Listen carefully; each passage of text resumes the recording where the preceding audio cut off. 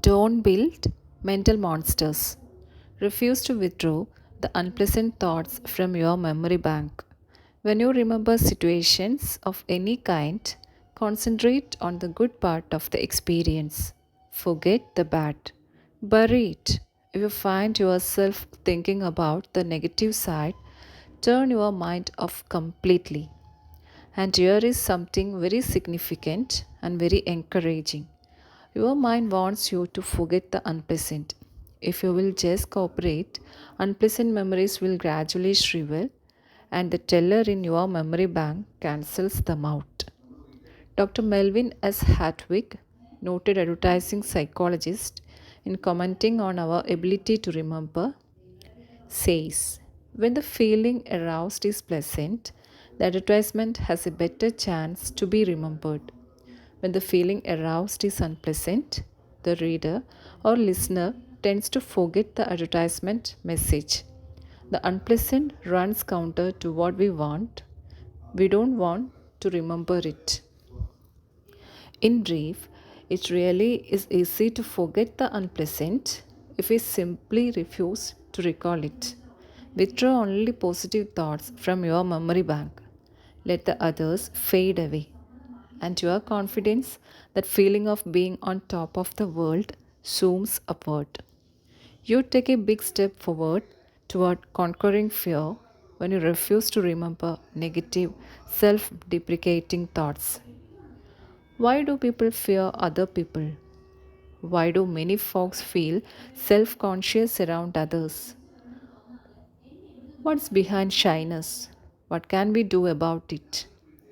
Fear of other people is a big fear, but there is a way to conquer it. You can conquer fear of people if you will learn to put them in proper perspective. A business friend who is doing exceptionally well operating his own wood novelty plant explained to me how he got the proper perspective of people. His example is interesting. Before I went into the army in World War II, I was scared of just about everybody. You just won't believe how shy and timid I was. I felt everyone else was a lot smarter. I worried about my physical and mental inadequacies. I thought I was born to fail. Then, by some fortunate quirk of fate, I lost my fear of people in the army. During part of 1942 and 1943, when the army was inducting men at a terrific clip, I was stationed as a medic at one of the big induction centers. Day after day, I assisted in examining those men. The more I looked at these recruits, the less afraid of people I became. All those men lined up by the hundreds, naked as jaybirds, looked so much alike. Oh, sure, there were fat ones and skinny ones, tall ones and short ones, but they all were confused, all were lonesome. Just a few days before, some of these were rising young executives, some were farmers, some were salesmen, blue collar workers. A few days before, they had been many things, but at the induction center, they were all alike. I figured out something pretty basic back then. I discovered people are alike in many more ways than they are different. I discovered the other fellow is pretty much like me. He likes good food, he misses his family and friends, he wants to get ahead, he has problems, he likes to relax. So, if the other fellow is basically like me, there is no point in being afraid of him. Now, doesn't that make sense? If the other fellow is basically like me, there is no reason to be afraid of him. Here are two ways to put people in proper perspective. 1. Get a balanced view of the other fellow. Keep these 2 points in mind when dealing with people. First, the other fellow is important. Emphatically, he is important. Every human being is. But remember this, but remember this also. You are important too. So when you meet another person, make it a policy to think, We are just two important people sitting down to discuss something of mutual interest and benefit. A couple of months ago, a business executive phoned to tell me he had just employed a young man whom I had recommended to him shortly before. Do you know what really sold me on that fellow? Asked my friend. What? I asked. Well, it was the it was the way he handled himself. Most job applicants, when they walk in here, are half scared. They give me all the answers they think I want to hear. In a way, most job applicants are a little like beggars. They will accept anything and they are not peculiar and they are not particular. But G handled himself differently. He respected me, but what is just as important, he respects himself. What's more, he asked me as many questions as I asked him. He's no mouse. He's, he's a real man and he's going to do all right. This mutually important attitude helps you keep the situation balanced. The other fellow doesn't become too important relative to you in your thinking. The other fellow might look frightfully big, frightfully important, but remember, he's still a human being with essentially the same interests, desires, and problems as you. 2. Develop an understanding attitude. People who want figuratively to bite you, growl at you, pick on you, and otherwise chop you down are not rare. If you are not prepared for people like that, they can punch big holes in your confidence and make you feel completely defeated.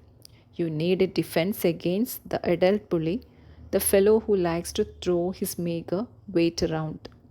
A few months ago, at the reservations desk of a Memphis hotel, I saw an excellent demonstration of the right way to handle folks like this. It was shortly after 5 p.m., and the hotel was busy registering new guests. The fellow ahead of me gave his name to the desk in a commanding way. The clerk said, the clerk said, "Yes, sir, Mr. R, we have a fine single for you." "Single?" shouted the fellow. "I ordered a double." The clerk said, very politely, "Let me check, sir." He pulled the guest's reservation from the file and said, "I'm sorry, sir, your telegram specified a single. I'd be happy to put you in a double room, sir, if we had any available. But we simply do not." Then the irate customer said, "I don't care what that piece of paper says, I want a double." Then he started in with that. "Do you know who I am?" Followed with, "I will have you fired. You will see, I will have you fired." As best he could, under the verbal tornado, the young clerk injected, "Sir, we are terribly sorry, but we acted on your instructions." Finally, the customer, really furious now, said, "I wouldn't stay in the best suit in this hotel now that I know how badly managed it is," and stormed out. I stepped up to the desk, thinking the clerk, who had taken one of the worst public tongue lashings I had seen in some time, would be upset. Instead, he greeted me with one of the finest "Good evening, sirs" I had ever heard. As we went through the routine of processing my room, I said to him, "I certainly admire the way you handled yourself just a moment ago. You have tremendous temper control." "Well, sir," he said, "I really can't get mad at a fellow like that. You see, he really is not mad at me. I was just the scapegoat. The poor fellow may be in bad trouble with his wife, or his business may be off, or maybe he feels inferior, and this was his golden chance to feel like a wheel. I'm just the guy who gave him a chance to get something out of his system," the clerk added. "Underneath, he's probably a very nice guy. Most folks are." Walking toward the elevators, I caught myself repeating aloud, "Underneath, he's probably a very nice guy. Most folks are." Remember those two short sentences next time someone declares war on you. Hold your fire. The way to win in situations like this is to let the other fellow blow his stack and then forget it.